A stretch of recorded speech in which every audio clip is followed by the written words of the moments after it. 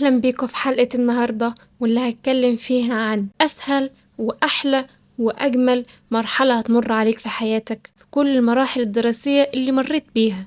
أيوة زي ما سمعت، ده اللي بسميها مرحلة الجامعة. هعرفك النهاردة في بداية الجامعة إزاي هنتعامل وإيه اللي هناخده معانا وإيه أهم حاجة هتفيدك جدا وتسهل عليك حياة الجامعة. إزاي تكون صحاب صحيين في الجامعة وتكون كومباني ليها تأثير حلو عليك. كمل معايا الفيديو عشان تعرف إجابات كل. نيجي نتكلم عن حياة الجامعة. أكيد أي مرحلة جديدة بنبدأها في حياتنا بنبدأها بحماس واستغراب وفضول، عايزين نكتشفها ونعرف هيكون إيه إحساسنا جواها، هل هنقدر نتكيف ولا لأ. باختصار، الجامعة عايزك تعرف إنها بداية إحساسك بالحياة من غير ما حد يجبرك إنك تدرس حاجة معينة مش بتحبها، من كيمياء لفيزياء لأحياء أو دروس مجبور إنك تدفع فيها شقة أهلك. الجامعة مرحلة تانية خالص، هتحسسك إنك نضجت ومعدتش مراهق الطائش اللي مش عارف يعمل إيه أو تايه ومش فاهم التغيرات اللي بيمر بيها. الجامعة أنا بسميها مرحلة الحرية، هتلاقي نفسك شخص جديد تماما، عندك وقت تستكشف مواهبك والرياضيات المفضلة عندك وتمارسها، واللي بيميزها إنها من المراحل اللي مخك هيكون فيها مرتاح ومش مضغوط زي المراحل اللي فاتت. هيكون عندك وقت تبدع فيه وتفكر هتبني الكارير بتاعك ازاي عشان تعرف الخلطة السحرية اللي هتخلي حياتك الجامعية تحلى وتكون ذكرى لحظاتها متتنساش.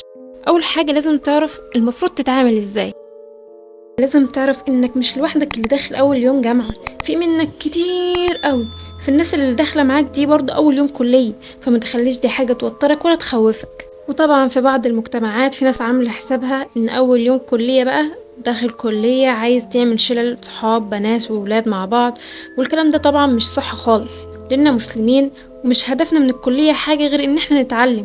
حتى لو حاجة انت مش بتحبها فانت اصلا من الاول حددت هدفك، انت داخل عشان تبني مستقبلك وكاريرك. وده مش معناه انك مش هتتعاملي مع اولاد خالص، لان مفيش جامعة فيها بنات بس ولا ولاد بس. احنا هنتعامل مع الولاد بس نتعامل معاهم في حدود الدراسة والزمالة، وبرضو مع الولاد احنا هنتعامل مع البنات بس في حدود الزمالة والدراسة، بس مفيش ابعد من كده. وفي حاجة غلط ممكن معظم الناس قالت لك عليها، انه اوعى تسأل حد او تطلب مساعدة من حد على اي حاجة، وان ده غلط والناس هتتريق عليك ومش عارفة ايه. ليه؟ طب ما في ناس اصلا في الجامعة موجودين اول يوم، موجودين عشان يساعدوك ونازلين مخصوص عشان يوجهوك تعمل ايه وتروح فين. وبما ان المسميات تختلف من دولة لدولة، فاحنا عندنا هنا في مصر بنسميهم اتحاد الطلبة او بتوع الانشطة الطلابية، فهم نازلين عشان يساعدوكوا ويفهموكوا جو الكلية عامل ازاي. فمتقلقوش، اهم حاجة انكوا تنقوا الاشخاص كويس جدا اللي تسألوهم. فمثلا ما تروحيش تسألي واقف كده ولد في وسط شلة بنات هيكون عايز يتفاخر وكده، فلازم تنقوا صح الناس اللي هتطلبوا مساعدتهم، ويفضل انكوا تسألوا ناس زي بتوع الامن او الموظفين اللي بيشتغلوا في كل انحاء الجامعة، فدول فعلا مش هيتريقوا عليكم وهيكونوا مقدرينكم وهيفيدوكوا اكتر من اي حد. ولما نيجي لفكرة هنلبس ايه، بما اننا كبنات بنحب ان احنا يكون شكلنا شيك قوي في اي مناسبة، هقول لكم بس على حاجة بسيطة حاولي تعمليها وانت نازلة اول يوم. ما تحطيش ميك اب اوفر، برضو ما تحاوليش انك تلبسي لبس اوفر وجذب الانتباه، اصل احنا رايحين مكان هنتعلم فيه وهنقعد فيه لفترة طويلة قوي، فعايزين نكون قاعدين مرتاحين ومخنا فايق كده ان هو يستقبل اللي هيتعلمه. وفي ملحوظة صغننة عندي تعليق عليها، الناس اللي بتلبس نظارة شمس وهم قاعدين في الظل سواء جوه المحاضرة او رايحين شؤون الطلبة، دي على فكرة كده بيبان ان شكلك منظرة، يعني ممكن تكوني ناسية فعلا بس اي حد هيشوفك هيفهمك غلط، فالاحسن انك تلبسيها وقت الشمس وتخلعيها من غير الشمس، فبعد كده هتعرفي هتحط ايه وما تحطيش ايه وتلبسي ايه وتلبسيش ايه. بما اننا يعني بنتكلم عن اول يوم، مع اني مش بشجع انك تحطي ميك اب اصلا، فالناس اللي عايزه تحطي حاجه تحطها ماليش دعوه، اصلا الحلال باين والحرام باين، فانا مش جايه اقولك حطي ولا ما تحطيش، الامر رجالك. من الاخر عايزاكم تكونوا على طبيعتكم، البسوا عادي وتعاملوا عادي.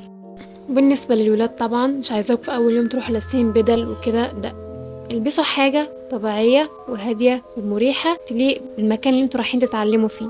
وبما ان في اول يوم الدكاترة غالبا بيقضوا تعارف وهيعرفوك على نظامهم ايه واسماء المواد، فمش هنحتاج لانك تاخد معاك غير قلم وسكتش او نوتة صغننة تدون فيها تعليماتك وملاحظاتك اللي خدتها طول اليوم، ولازم تلتزم بيها عشان ما تلاقيش الناس تسبقك في المنهج.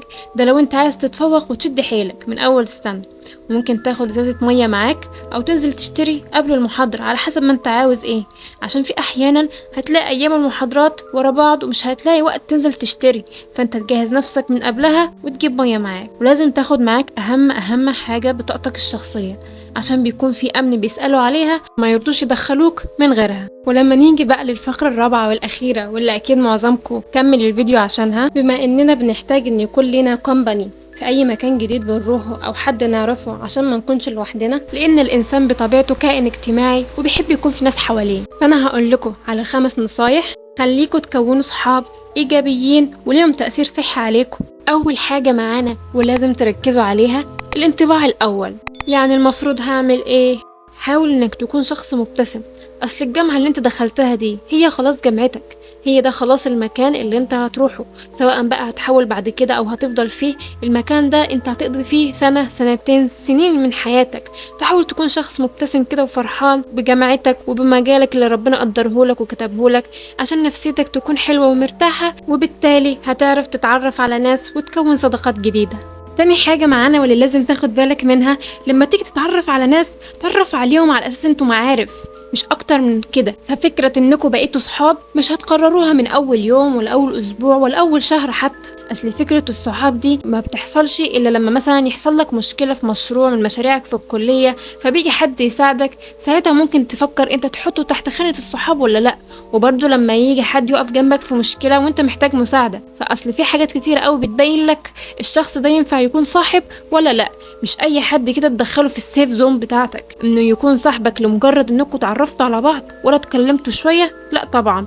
ده اللي بنسميه فترة المعارف، يعني لسه ما وصلش لمرتبة صحاب.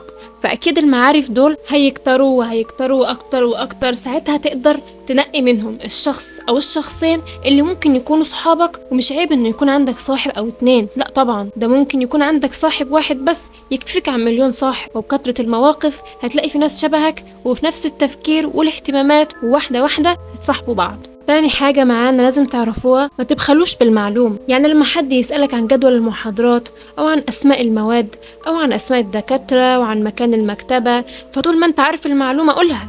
فانت لما تقول عن المعلومة اللي عندك من انك تعرف الجدول او تدلهم على المكتبة، فده بحد ذاته اصلا بيعتبر فتح كلام مع الشخص اللي هيتكلمه، هتجر الكلام معاه وكلمة ورا كلمة، وبالتالي ممكن تكونوا صحاب.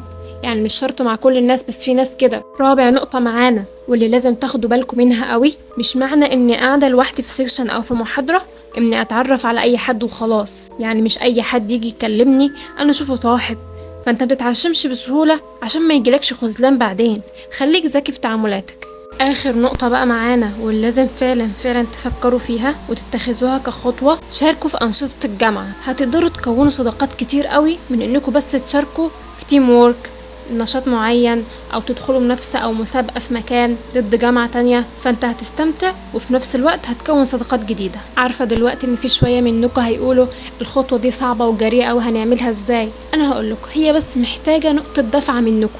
ممكن تاخدوا حد معاكم من القسم اللي انتوا فيه او من الجامعة اللي انتوا فيها ويروح معاكم تسألوا. حتى مجرد بس ما هتسأل هتلاقي في اوبشنز كتير قدامك، وهتخليك انك يكون عندك حماس كده انك تجرب. فهتروح بقى على طول تملي اسمك وتشارك. فكل ما يتطلب الموضوع منك انك بس تدفع نفسك دفعة صغننة. وفي ملحوظة مهمة عايزة ألفت انتباهكم ليها، في معظمنا مش عارف لها أي تفسير، بس أنا عندي التفسير. ممكن تكون أنت بتعتبر حد صديق لك قوي من صحاب الجامعة مع إنه معتبرك من معارفه. ده طبعا مش عيب فيك ولا فيهم، التقبل ده بيتولد مع الوقت. لكن إذا لقيت نفسك الموضوع بقى بيأذيك، عادي جدا تفهمه وضعك، ولو فهمك وغير يبقى تمام، ما فهمش خلاص كل واحد يمشي لحاله عادي خالص. من الآخر كده متجيش على نفسك عشان حد، خلي أولويتك هي نفسك وراحتك.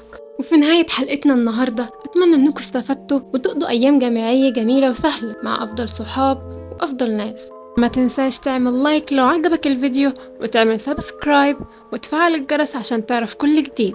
وأشوفكم الحلقة الجاية.